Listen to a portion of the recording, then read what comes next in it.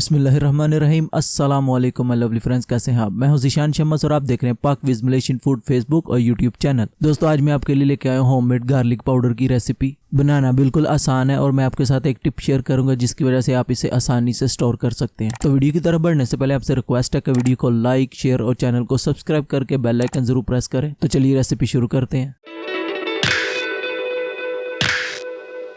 Garlic powder बनाने के लिए सबसे पहले यहाँ पे मैंने लिया गार्लिक। अब जितना पाउडर बनाना चाहिए उतना लहसुन यूज कर सकते हैं। यहाँ पे मैं आपको एक ट्रिक बताता हूँ जिसकी वजह से आप लहसुन को जल्दी छील लेंगे। नॉर्मली घरों में लोग लहसुन इस तरह छीलते हैं जिसकी वजह से थोड़ा टाइम लगता है। आप कमेंट्स में जरूर बताएं कि खाना बनाने के टाइम पे ज्यादातर लहसुन आपके घरों में कौन छीलता है। अभी मैं आपको आसान और जल्दी लहसुन छीलने का तरीका बताता हूँ। आप इस तरह लहसुन को पकड़ें और यहाँ से कट लगाएं और इस तरह इसका छिलका रिमूव कर दें।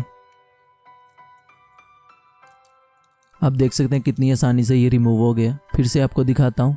दरमियान से कट लगाएं, अलहदा करें और रिमूव कर दें छिलके को। इस तरह आप बहुत कम टाइम पे ज़्यादा लहसुन छील सकते हैं। यहाँ पे मैंने लहसुन को छील लिया। अभी लहसुन को काट लेंगे। बिस्मिल्लाहिर्रहमानिर्रहीम। लहसुन को पतला पतला स्लाइस में काटे ताकि आसानी से ड्राई हो सके। बिल्कुल इस तरह पतला पतला काट लें क्योंकि हमें बाद में इसका मॉइस्चर ड्राई करना है। चलिए मैं आपको एक और तरीका बताता हूँ। इसे साइड पे कर देंगे। यहाँ पे मैंने एक गार्लिक लिया है। इसके ऊपर नाइफ रखेंगे और इसे ज़ोर से पिचक देंगे। आप इस तरह भी गार्लिक को कर सकते हो।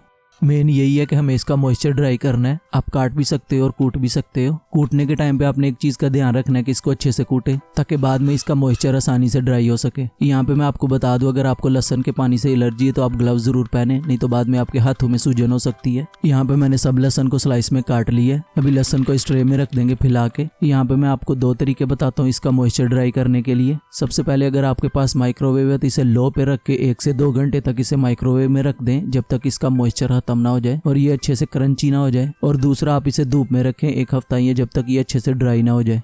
मैंने इसे माइक्रोवेव में ड्राई किया है तो बिल्कुल इस तरह क्रंची होना चाहिए।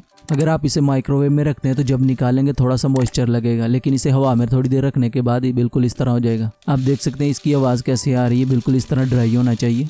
इसे साइड पे कर देंगे। अब इसका पाउडर बनाने के लिए यहाँ पे मैंने लिया ग्राइंडर मशीन। लहसुन इसके अंदर ऐड करेंगे। थोड़ा थोड़ा करके आपने इसका पाउडर बनाना है। अभी इसे ऊपर से कवर करके मशीन को ऑन कर देंगे।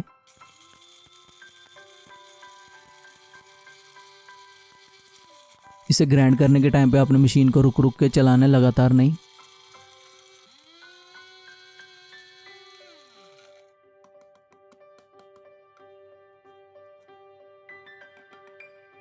आप देख सकते हैं एकदम पाउडर बन गया।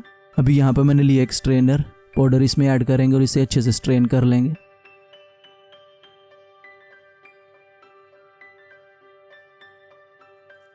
ये जो बाकी रह गया इसे दोबारा हम मशीन में डाल के ग्राइंड कर लेंगे।